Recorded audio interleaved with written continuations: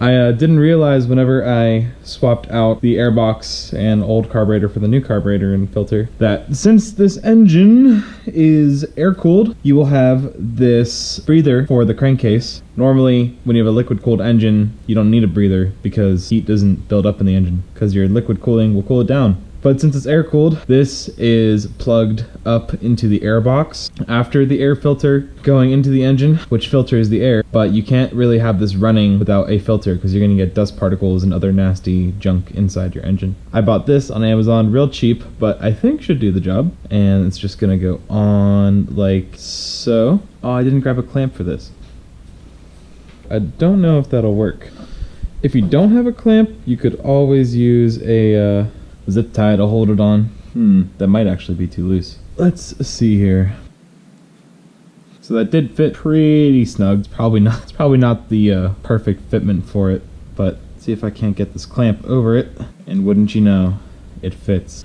And that's not going anywhere. So then you really just need to put this somewhere where it's not gonna get too beat up. I feel like under the gas tank would be okay.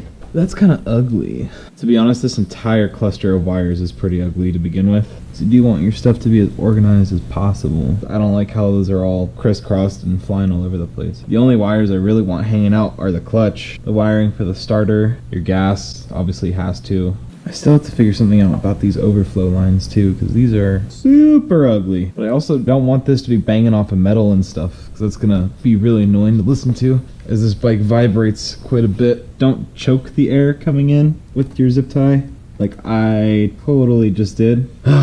Does need to sit a little loose. Not the best feat of engineering. Unlike my pull switch,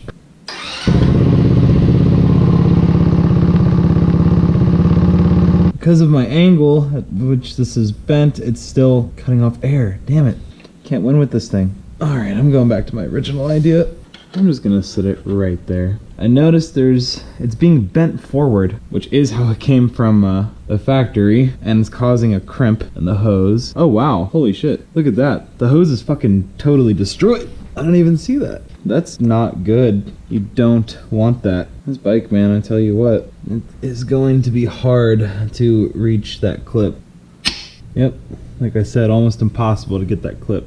Alright, I'm gonna find a way to get that old hose off. I'll get back to you when I figure something out. Okay, so here's what I figured out for the filter.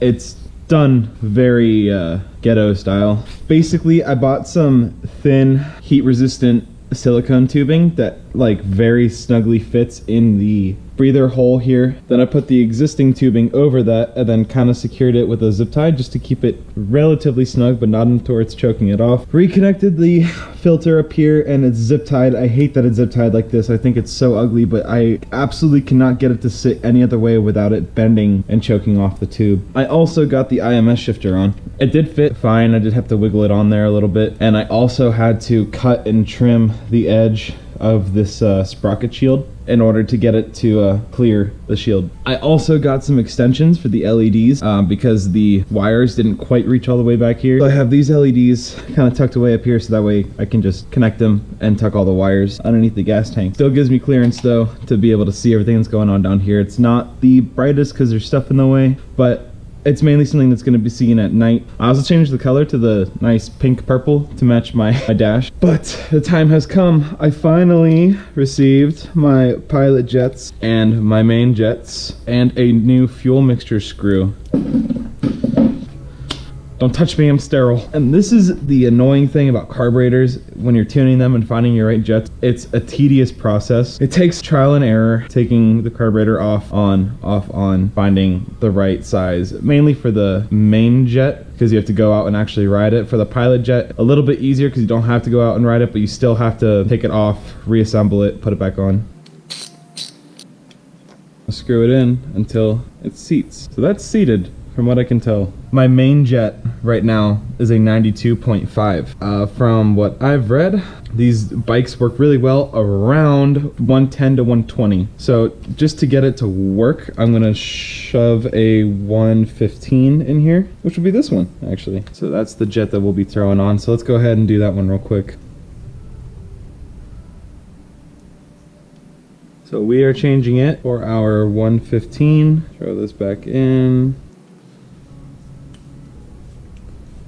Yeah, feels right where it needs to be. Okay, so now the pilot jet. Going to unscrew it, find out what size it is. 38. So these jets do not look the same. Did buy it on eBay, so that was probably my first mistake. I really don't know. I feel like if I put that in there, it's not gonna properly seat or clear.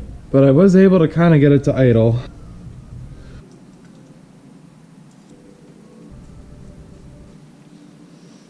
Well, let's see if we can get it to run a little bit. Oh my god, my fuel mixture screw barely got the reach for it.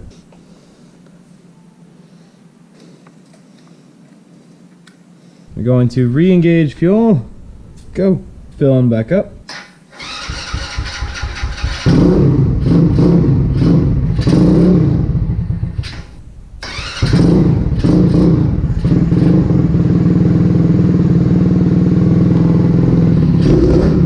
It's definitely running different.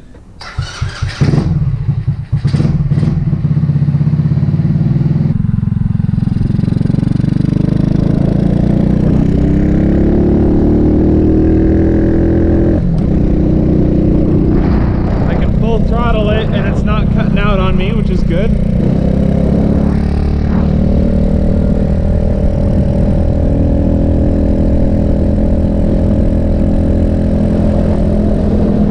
It's idling super high.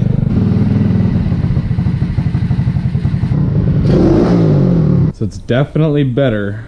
I might also hit up one of my buddies that's an expert on carburetors. I'm gonna see if he wants to learn me something. So a little bit of time has passed since my last recording. I have a buddy who's out of the country right now who'll be coming back soon. He's gonna come take a look at it. He's really experienced with carburetors and jetting, and I'm gonna have him help me out a little bit. But until then, I just decided to test fit everything, kind of throw the bike on, see what it looks like. So my turn signals on the side work. So we have the flowing ones in the front and the back, these nice side ones. So if you're at the perfect position to where you can't see the front or the back ones, you can see the side ones. I still have the flowing turn signals on the taillight. I don't know if I'm going to keep that because it's not in time with the turn signals on the license plate bracket or the headlight bracket. Aesthetically, it's kind of bothering me. As you can see, the other side works fine. I did also want to show you the LEDs on the panels. My ridiculous chain switch still works, and you can see I have the LEDs lighting up inside the little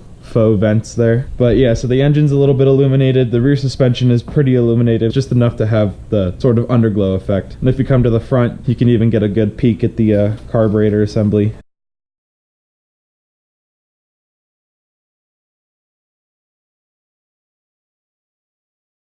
Here is our clutch. To take off your brake lever, it is just 2 bolts. Top is a 10. Bottom one is also a 10. These were designed for a Honda Grom, and according to some videos I've seen, these should fit. I'm going to be using some grease. Since this is going to be a constantly moving part, good idea to have some grease in there. Make sure everything flows nicely. So I'm going to grab a dab of it, and I'm just going to make sure it's all greased up nicely. And then whatever's left over can always clean up. You're also going to want to apply a little bit of extra grease on this bolt to ensure that the lever slides around it fairly well. So I'm going to get my lever in position here. It looks like it does fit. Sometimes they require a bit of finesse. I'm having some kind of clearance issue in there, which is okay. There we go. Let's get this nut on here. Seems like it's in there pretty good. So now we have our adjustable brake lever. Now we're going to take a look at the clutch side. Now with the clutch, similar setup. First you're going to want to take back your little protective boot, and you see we have a clutch cable actually pulling into this, and underneath you have this little groove for your clutch cable to go in and then wrap around. So it's a bit of a pain in the ass to sometimes get that in or out. This is installed the same way, except instead of a bolt on top, it's this flat head with what I presume to be another 10mm. God damn it. And I believe on this side you do have to unscrew the main bolt from the assembly. And indeed it does look like it's coming out as I unscrew it. There is very little grease on this pin, so that would explain why I was having some friction issues when I was pulling it back and forth. Oh yeah, no grease on there, so we'll be fixing that. I'm getting somewhere with it, but not all the way. There we go. Okay, so I'm stupid. Our old clutch cable is off. Going to have to kind of fish this clutch cable into the new one a little bit. It can be a pain in the ass. Damn it, I lost it. Oh well. There's literally like no grease in here. All this needs to be nice and lubed up.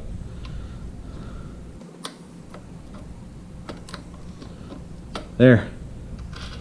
Now I'm gonna take my pin, get a good amount of grease on there. Pretty positive we're gonna have to readjust the clutch. Right there seems good.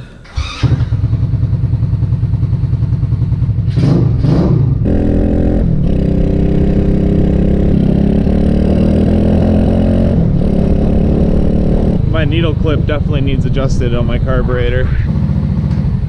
I do need to adjust this out a little bit. So that's what I'm going to do. Should be way better. I'm gonna put my boot back over my assembly. Good enough. So the bike's in an okay spot right now. I'm waiting on my buddy to get back so he could take a look at that carburetor for me. Once that's done, bars, sprocket, and chain can go on. Because I'm going to be going up in the front sprocket, effectively making my power lower. Hopefully I can get a little bit more top speed. Our boulevard here and the speed limit's like 45-ish. I don't want the engine to be like revving out super high at 45. And like the mirror and stuff, like I'm just going to be throwing that in the new bars. Yeah, all my electrical works. It's not a bad glow. Can always change the color too if I need it. I don't think it looks that bad. Okay, so calling it quits for today. Next time you'll see me, we will be fixing up that carburetor.